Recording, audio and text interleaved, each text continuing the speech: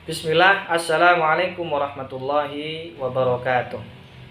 Kami Robbani Kholis, mahasiswa IAI Syarifuddin Lumajang. Di video ini kami ingin menjelaskan tentang klasifikasi media pembelajaran. Tapi sebelum kita jelaskan apa itu klasifikasi media pembelajaran, alangkah baiknya kita perlu mengetahui apa itu media pembelajaran. Media pembelajaran adalah istilah yang terdiri dari dua kata, yang mana ketika kita dapat mengetahui makna setiap kata, maka kita pun akan benar-benar memahami istilah media pembelajaran. Yang pertama adalah media. Apa itu media? Menurut beberapa referensi, media juga bisa diartikan sebagai perantara atau pengantar terjadinya komunikasi dari pengirim menuju penerima. Juga dapat diartikan sebagai salah satu komponen komunikasi, yaitu sebagai pembawa pesan dari komunikator menuju komunikan. Itulah makna dari media. Selanjutnya adalah apa itu pembelajaran.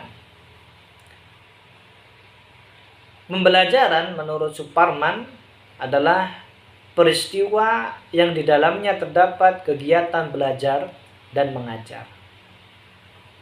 Adapun menurut yang lain, pembelajaran adalah peristiwa yang memfasilitasi kegiatan belajar.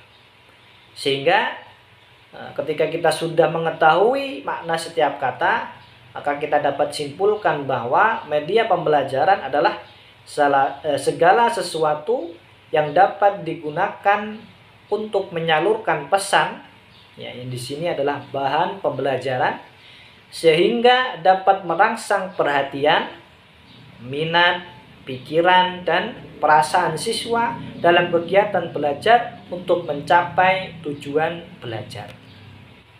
Selanjutnya, setelah kita mengetahui istilah media pembelajaran, maka kita pun perlu mengetahui di mana posisi media pembelajaran. Oleh karena proses pembelajaran merupakan proses komunikasi dan berlangsung dalam suatu sistem, maka media pembelajaran menempati posisi yang cukup penting sebagai salah satu komponen sistem pembelajaran. Tanpa media, komunikasi tidak akan terjadi dan proses pembelajaran sebagai proses komunikasi juga tidak akan bisa berlangsung secara optimal. Media pembelajaran adalah komponen integral dari sistem pembelajaran. Posisi media pembelajaran sebagai komponen komunikasi ditunjukkan pada gambar yang ada di dalam slide.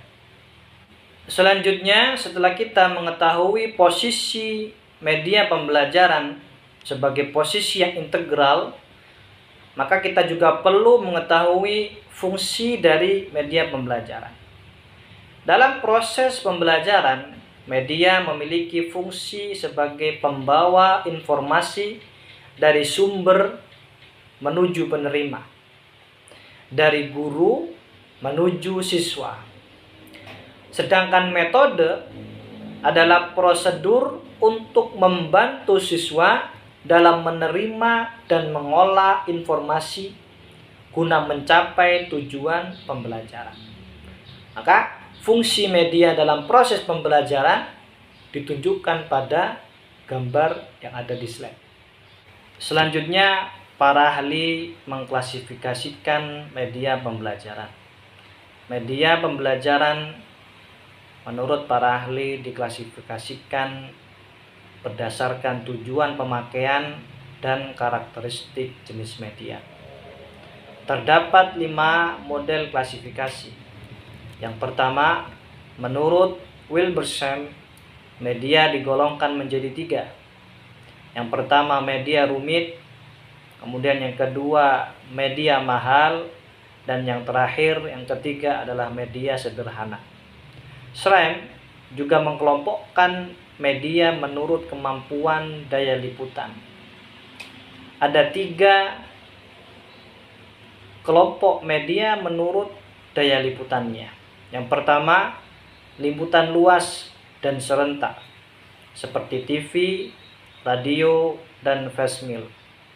Kemudian yang kedua, liputan terbatas pada ruangan, seperti film, video, slide, poster, audio tape. Kemudian yang terakhir, media untuk belajar individual, seperti buku, modul, program belajar dengan komputer, dan telepon. Adapun menurut Cagney, media diklasifikasikan menjadi 7 kelompok, yaitu benda untuk didemonstrasikan, komunikasi lisan, media cetak, gambar diam, gambar bergerak, film bersuara, dan mesin belajar. Ketujuh kelompok media pembelajaran tersebut dikaitkan dengan kemampuannya memenuhi fungsi menurut hierarki belajar yang dikembangkan, yaitu pelontar stimulus belajar, penarik minat belajar, contoh perilaku belajar, memberi kondisi eksternal, menuntun cara berpikir, memasukkan ahli ilmu, menilai prestasi, dan yang terakhir adalah pemberi umpan balik. Selanjutnya, klasifikasi media pembelajaran menurut Allen. Terdapat 9 kelompok media pembelajaran, yaitu yang pertama visual diam, kemudian film, televisi, objek 3 dimensi, rekaman, pelajaran terprogram, demonstrasi, buku teks cetak, dan yang terakhir sajian lisan. Di samping mengklasifikasikan, Allen juga mengaitkan antara jenis media pembelajaran dan tujuan pembelajaran yang akan dicapai. Allen melihat bahwa media tertentu memiliki kelebihan untuk tujuan belajar tertentu, tetapi lemah untuk tujuan belajar yang lain.